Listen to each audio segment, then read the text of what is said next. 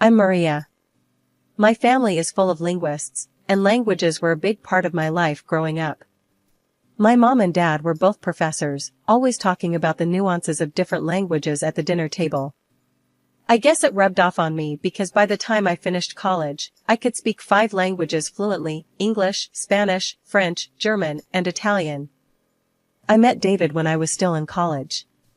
He was in my circle of friends, and we clicked right away. David is tall, with dark hair and a kind smile that always made me feel at ease. He came from a wealthy family, which always seemed to be a point of stress for him. His parents, Mr. and Mrs. Anderson, were very clear about wanting him to join the family business as a financier, but David had other plans. David and I used to hang out a lot, sharing our dreams and frustrations. He would often vent about his parents' pressure. "Maria, I just can't see myself crunching numbers all day," he'd say, running a hand through his hair in frustration. "I want to work with animals, help them. That's what makes me happy." David secretly started volunteering at a local vet clinic, learning everything he could about animal care. He was so passionate about it, and I admired that about him. He was determined to make his dream come true, even if it meant going against his parents' wishes. "Maria, you should have seen this little puppy today. It was so scared, but once I calmed it down, it was all wagging tails and happy barks," he'd say, his face lighting up with joy. "That's amazing, David. You're doing something really special," I'd respond, genuinely happy for him.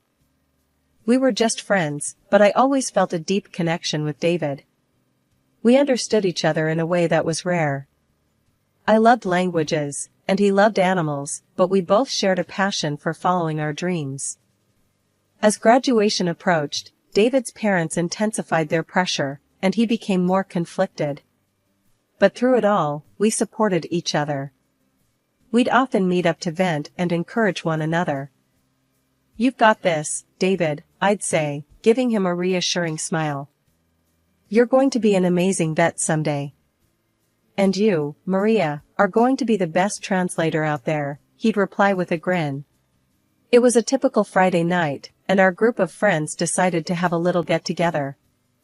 We gathered at John's place, a cozy apartment that was perfect for our small party. There was a good amount of wine, some snacks, and lots of laughter. David and I were there, as usual, sharing stories and enjoying each other's company. "Maria, you've got to try this wine," David said, handing me a glass. "It's from a vineyard in France, supposed to be really good." "All right, but only if you promise not to let me get too tipsy," I replied with a grin, taking the glass from him. We talked for hours, our conversation flowing effortlessly. It felt different that night, more intimate, like we were seeing each other in a new light.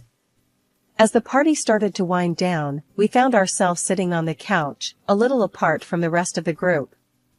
"Maria, do you ever think about what it would be like if we were more than friends?" David asked suddenly, his voice soft but serious. I was taken aback by his question, my heart pounding in my chest. I've thought about it, David," I admitted, my voice barely above a whisper. Before I knew it, we were leaning in, and then our lips met in a gentle kiss. It was electric, like something out of a movie. We pulled back, staring at each other in shock and wonder. "Wow," David said, his voice shaky. "I didn't expect that." "Me neither," I replied, feeling a blush creep up my cheeks. "But I'm not complaining." We sat there for a moment, the air between us charged with a new kind of tension. It was like the room around us faded away, leaving just the two of us in our own little world. "Do you want to get out of here?" David asked, his eyes never leaving mine. I nodded, not trusting myself to speak. We quietly slipped out of the apartment, hand in hand, and made our way to his place. The walk there was filled with nervous laughter and stolen glances, both of us trying to process what had just happened. We went inside, and the next few hours were a blur of kisses, laughter, and whispered confessions.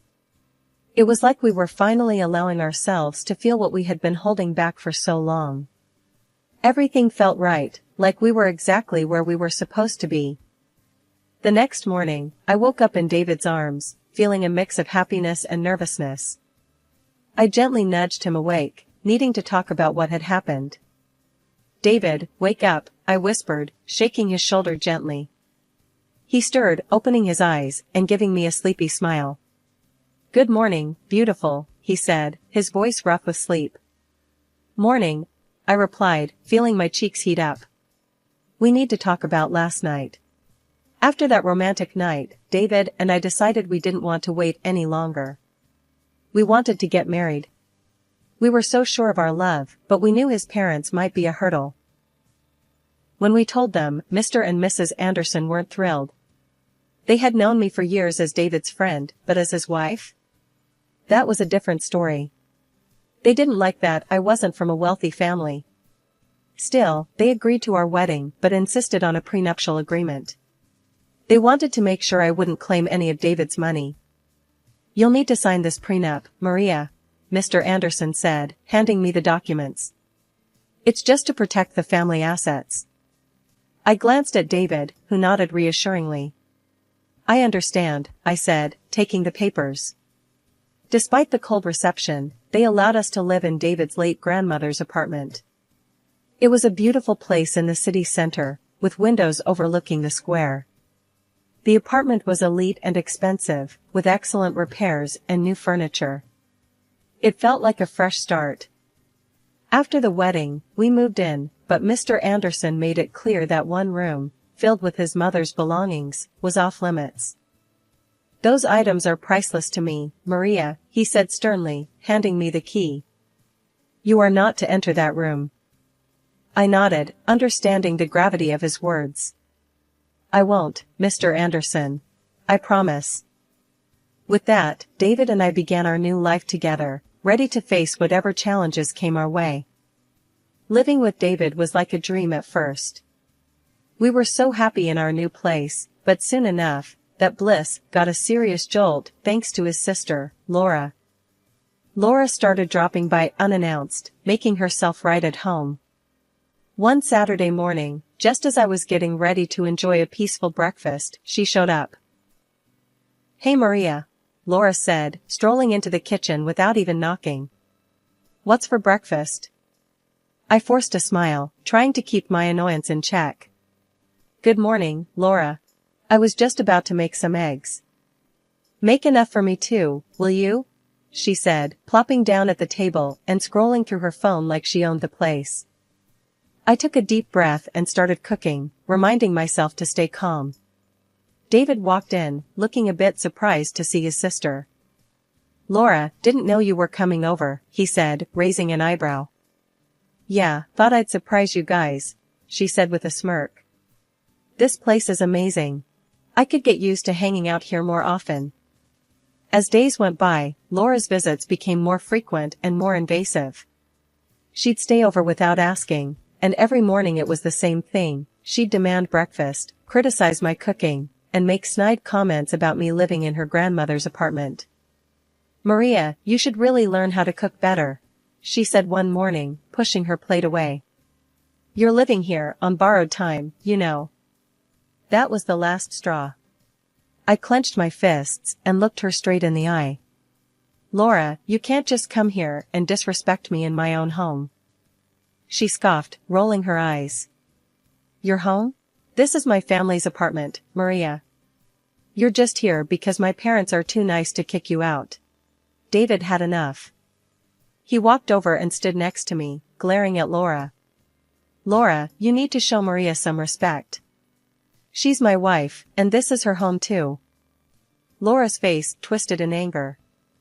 Of course you'd take her side. Mom and Dad always loved you more, gave you everything, and now you're letting her take what's left.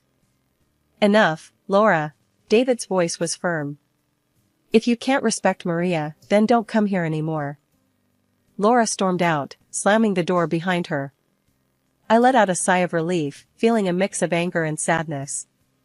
David hugged me, whispering, "We'll get through this, I promise." The next day, my phone rang, and it was my mother-in-law. She didn't even bother with pleasantries. "Maria, I've heard terrible things about how you're keeping the apartment. she snapped. Laura says it's a mess, and you're not being a good hostess. I was stunned. Mrs. Anderson, that's not true. I've been doing my best to keep the place clean and welcoming. Clearly, your best isn't good enough, she retorted. We're very disappointed with David's choice to marry you. We think you should consider leaving.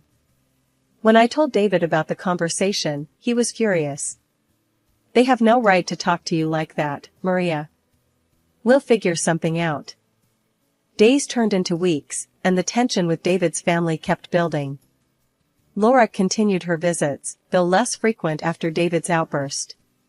She still managed to make every interaction a challenge. As the days passed, I focused on keeping our home a sanctuary, a place where David and I could escape from the outside world and his family's constant scrutiny. We knew we had to stick together and stay strong, no matter what challenges came our way. David worked for his father's company, but I was having a hard time finding a job as a translator. I went for interviews, but the jobs offered were way below my skills and pay expectations. One evening, I was home alone, feeling a bit down about another unsuccessful interview. I was just about to get comfortable when I heard the door unlock. I wasn't expecting anyone, so my heart jumped into my throat. In walked David's parents, Mr. and Mrs. Anderson, without so much as a knock. They just strolled in, acting like they owned the place, which technically, they did. What are you doing here? I asked, trying to hide my annoyance and shock. You could have at least called. Mrs. Anderson looked around, her face twisted in disdain. We don't need to call, before coming into our own apartment. What if I was naked? I shot back. You can't just barge in like this. Mr. Anderson ignored me, looking around with a critical eye.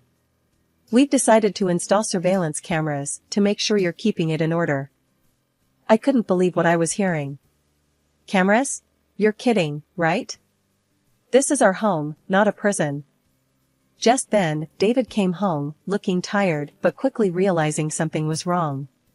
What's going on? He asked, glancing between me and his parents. We're installing cameras, his father declared. To keep an eye on how things are being maintained here. David's face turned red with anger. This is ridiculous. You can't do that.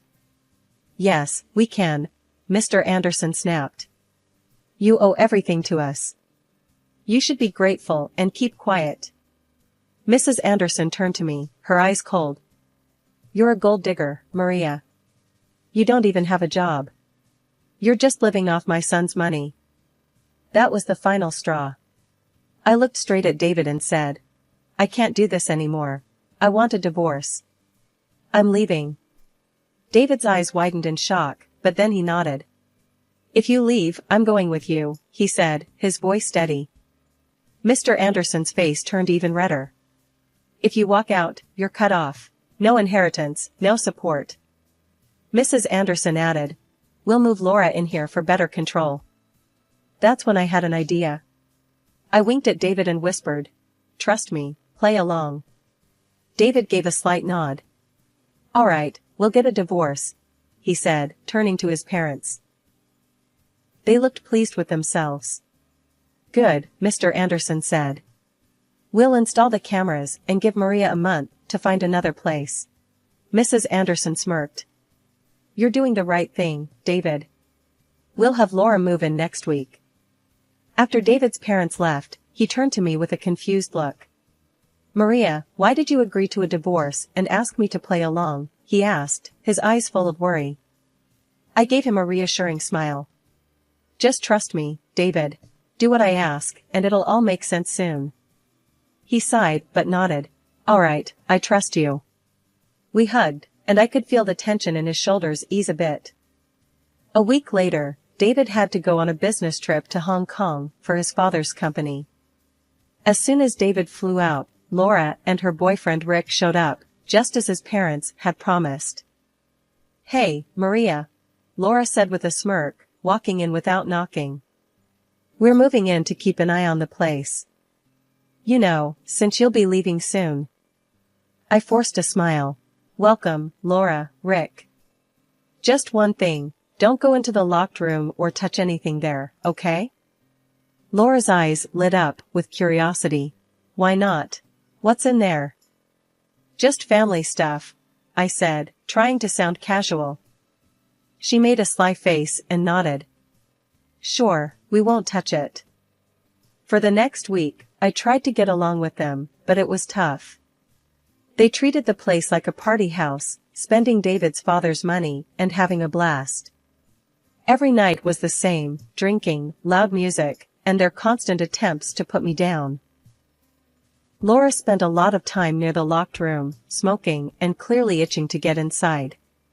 She tried to act casual, but I could see the curiosity eating at her. Every time she made a move toward the door, I was there, making sure she couldn't sneak in. A week later, I decided it was time to put my plan into action. I walked into the living room where Laura and Rick were lounging. Hey, I'm going to visit a friend for a few days, I said, grabbing my coat. I'll come back later for my things. Laura's eyes sparkled with glee. Really? That's great. Have fun. I nodded, keeping my face neutral. Thanks. Just remember, don't go into the locked room. Yeah, we got it, Laura said, practically shooing me out the door. I left the apartment and checked into a nearby hotel, finally able to breathe a sigh of relief. I knew Laura's curiosity would get the better of her, and she'd try to get into that room the moment I was gone. Settling into my hotel room, I felt a strange mix of anxiety and satisfaction. I knew the next few days would be critical, but I was ready for whatever came next. David trusted me, and I was determined to see this through, no matter what. The morning after I left the apartment, I got a video call from Laura. I answered it, not sure what to expect, but ready for anything. Laura's face popped up on the screen, looking way too pleased with herself. She was standing in the middle of the now empty locked room, grinning like a cat that caught the canary. Hey Maria, guess what? She said, her voice dripping with smugness.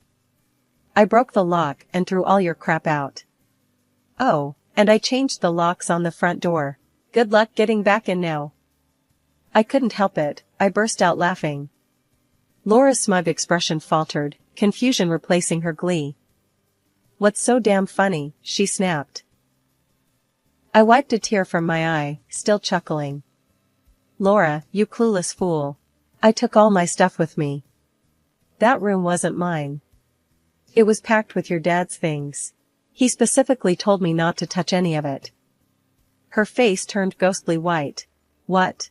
No, you're lying. Nope, I said, smirking. Those were your dad's precious belongings. He made it clear they were off limits. Laura's eyes widened in horror. She turned to Rick, who was lounging in the background. Rick, you moron. We've got to get those things back from the trash, now. Rick jumped up, looking panicked. What do you mean? We tossed everything last night. It's probably all gone by now. I watched the chaos unfold, feeling a deep sense of satisfaction.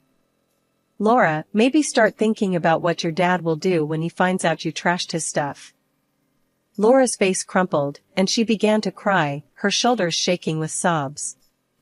This can't be happening. We're so screwed. I couldn't hide my satisfaction as I watched her meltdown.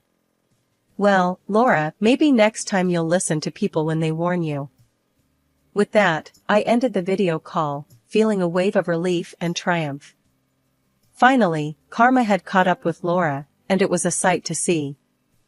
I leaned back in my hotel chair, savoring the moment. It felt good to see her get a taste of her own medicine. After David got back from his business trip, he came straight to my hotel. We decided to head back to the apartment together, hoping to finally sort out the mess Laura had caused. As we arrived at the apartment, we were greeted by flashing lights and police officers. We walked up to find Laura, looking disheveled and panicked, talking to the police. Rick stood next to her, looking just as freaked out. Laura was waving her arms, trying to explain something. It was a break-in, she was saying, her voice shaky. All the valuable stuff from the locked room was stolen. Just then, Mr. Anderson pulled up, his face a mask of fury and concern.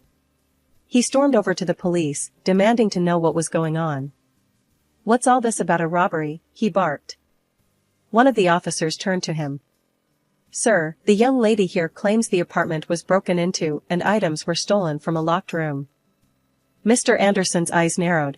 "We need to check the surveillance footage. There are cameras installed in the apartment." Laura and Rick turned pale at the mention of cameras. They exchanged panicked glances, clearly realizing the trap they had walked into. The officer nodded. "All right, let's take a look at that footage." We all went up to the apartment, and Mr. Anderson quickly accessed the camera system. As the footage played, it showed Laura and Rick breaking into the locked room and throwing out all the items. A heavy silence fell over the room as everyone watched the damning evidence. Laura's face was a picture of horror, and Rick looked like he was about to faint. Mr. Anderson's face turned a dangerous shade of red. "Laura, what the hell have you done?" he roared. Laura started to cry, her voice shaking. "Dad, I'm sorry. I thought these were Maria's things. We didn't know what else to do. You lied to the police. You tried to stage a robbery to cover up your stupidity." Mr. Anderson exploded. "I can't believe this." The police officer cleared his throat, looking stern. "Ma'am, you've made a false report. That's a serious offense." Mr. Anderson shook his head, his voice trembling with rage. "Because of your actions and this deceit, I renounce you, Laura. You're disinherited. You are no longer my daughter." Laura collapsed to the floor, sobbing uncontrollably. "Dad, no. Please don't do this." The officer nodded to his partner, and they started filling out a report. "We'll need to take you both in for questioning about this false report." Rick's face went white. David squeezed my hand, his face a mix of anger and relief. "I can't believe she tried to pull this off." As the police escorted Laura and Rick out of the apartment, I felt a weight lift off my shoulders. It had been a long, hard road, but we had finally come out on the other side, stronger and more united than ever. David's father did exactly what he said he would. He cut Laura off completely. No more money, no future inheritance. Her boyfriend ditched her too, seeing as he was only in it for the cash. Now Laura's stuck in a tiny, run-down apartment, scraping by on her own. It's a tough break, but she had it coming. Meanwhile, David and I decided it was best to cut ties with his controlling parents, at least for a while.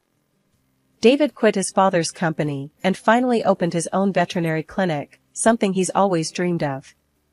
I'm so proud of him. And as for me, I landed a great job as a translator for a big international company. We're both working hard, but it's worth it for the freedom we have now. We're still in a rented apartment, but it feels like home because it's ours.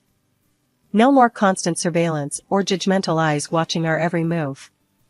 We're making plans for the future, like buying our own house and starting a family. It's exciting to think about what's ahead. One morning, over breakfast, David and I were talking about our plans.